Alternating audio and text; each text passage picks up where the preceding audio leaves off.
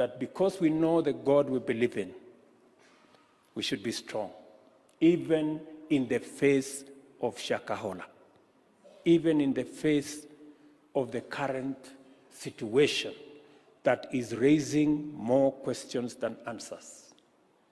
And I want to assure you that the government of Kenya is going to get to the bottom of what really happened. Give us a little time. Our security agencies are working round the clock so that we can unravel these acts that shame the people who want to abuse the sanctity of religion and cause loss of life in the Republic of Kenya. So, at the same time, we're going to work together with the church. We're going to work together with the religious organizations so that we prevent anything like this from ever happening again in the Republic of Kenya.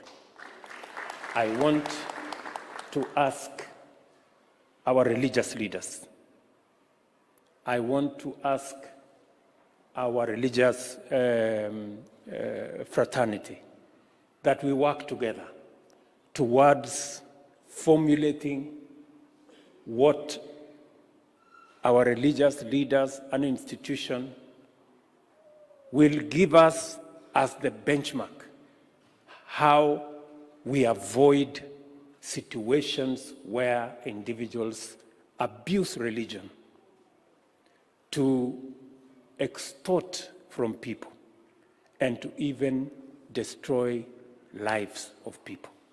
We have to be sensitive, and I am confident that our religious leaders will give us the guidance on how we are going to make sure that true religion, belief in God, our faith, our commitment to Scripture is not taken advantage of by a few people who have aims that are not very legitimate.